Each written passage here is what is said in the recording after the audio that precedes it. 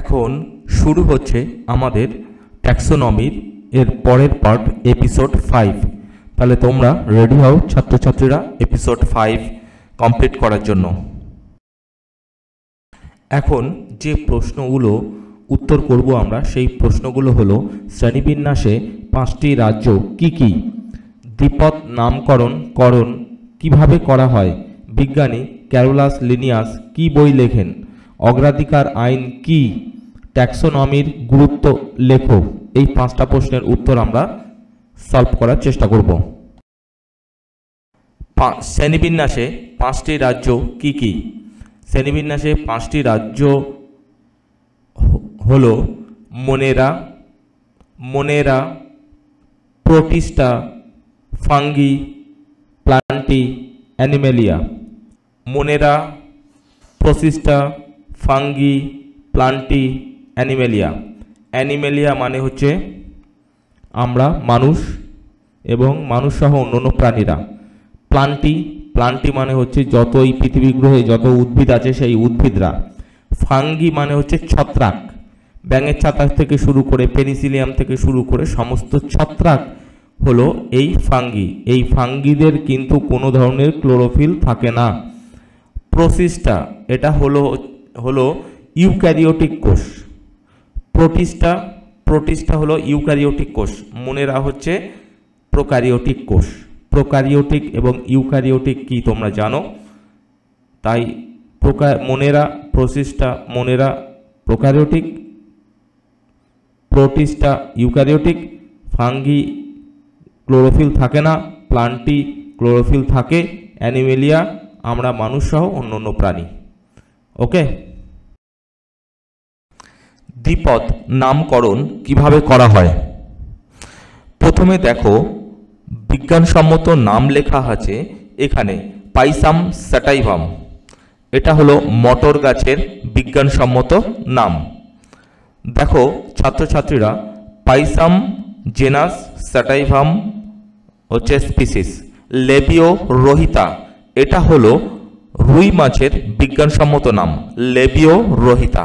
Labeo হলো genus আর রোহিতা হলো species. এইবারে দেখো জেনাসের প্রথম অক্ষরটা, অর্থাৎ যখন বিজ্ঞানসম্মত নাম লেখা হয় তখন প্রথম অক্ষরটা বড় হাতের লেখা আছে, তারপরেরগুলো দেখো সবই ছোট হাতের। এখানেও দেখো যখন স্পিসিস লেখা হয়েছে প্রথম অক্ষরটি কিন্তু ছোট হাতের। তাহলে কি দেখলে, প্রথম অক্ষরের প্রথমটা বড় হাতের আর সবই হবে ছোট হাতের, তাই না? এবং সবগুলো দেখো ছাড়া, একটু ডিস্টেন্স রাখা আছে। তাহলে বুঝতে পারছো এই নামকরণ কিভাবে হয়। দেখো দ্বিপদ নাম লেখার সময় গণের প্রথম অক্ষরটি বড় হরফে হয় আর প্রজাতির ক্ষেত্রে ছোট হরফে হবে। দ্বিপদ নামকরণ ইতালিক অক্ষরে লেখা হয়, ঠিক আছে? আর যদি কোনো উদ্ভিদের একাধিক নাম থাকে, তাহলে যে নামটি প্রথম দেওয়া হয়েছিল সেই নামটাই হবে। আবার যখন একাধিক উদ্ভিদের একই নাম হবে, যে নামটি প্রথম দেওয়া হয়েছিল সেই নামটি প্রথম হবে। তাহলে বুঝতে পেরেছো, একটা উদ্ভিদের অনেক নাম হতে পারে, আবার একাধিক উদ্ভিদের একটা নাম হতে পারে, যেটা প্রথমে হবে সেটাই। মনে করো তোমার নাম ভুলু, ঠিক আছে, কিন্তু অন্য কেউ নাম দিয়েছে সূর্য, তাহলে তুমি কিন্তু একটা ব্যক্তি, নাম কিন্তু অনেকগুলো হলো, কিন্তু তাহলে তোমার নাম যেটা প্রথমে দেওয়া হয়েছিল সেটাই কিন্তু হবে। সূর্য পরে দেওয়া আছে, সূর্য কিন্তু হবে না। তাহলে বুঝতে পারলে?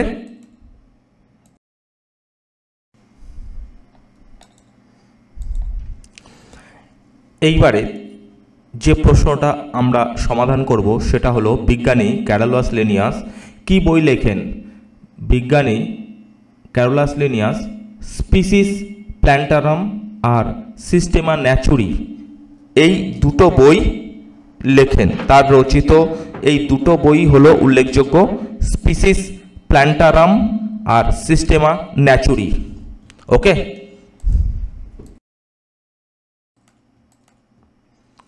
এখন দেখো অগ্রাধিকার আইন কি। খুব সোজা, অগ্রাধিকার আইন মানে হলো কোনো উদ্ভিদের যখন একাধিক নাম থাকে, একটা উদ্ভিদের একাধিক নাম অথবা একাধিক উদ্ভিদের একটি নাম, তখন আইডেন্টিফাই করা হয় কোন নামটি প্রথম দেওয়া হয়েছে। যে নামটি প্রথম দেওয়া হয়েছে সেই নামটি হবে তার বিজ্ঞানসম্মত নাম। যেমন তোমার নাম যদি গিয়াসউদ্দিন দেয় কেউ, আর অন্য কোনো ব্যক্তি জাফর উদ্দিন দেয়, আর আরেকজন ব্যক্তি যদি কেলউদ্দিন দেয়, তাহলে দেখো তোমার তিনটে নাম হয়ে যাচ্ছে।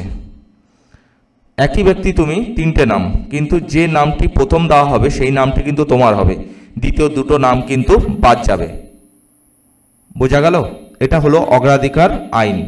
যে সর্বপ্রথম নাম দেবে তার নামটাই কিন্তু ওখানে অ্যাপ্লিকেবল হবে বা নামটা ধার্য হবে।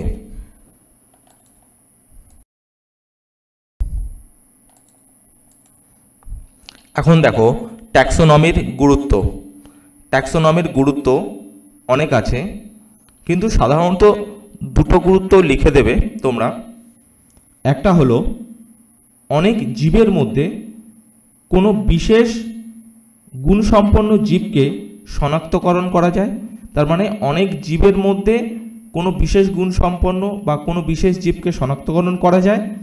আর দ্বিতীয়ত, এই ট্যাক্সোনমির জ্ঞান থেকে আমাদের পূর্বপুরুষ যে কীরকম ছিল, উন্নত ছিল না অনুন্নত ছিল, এবং বর্তমানের যে জীব যে বংশধর তাদের সঙ্গে সম্পর্ক কী এবং তাদের যে বিবর্তন, এটা কিন্তু জানা যায়। তাহলে কি কি হলো? ট্যাক্সোনমি থেকে আমরা বিশেষ গুণসম্পন্ন জীবকে অনেক জীবদের থেকে আলাদা করতে পারি। দ্বিতীয়ত আর কি করতে পারি?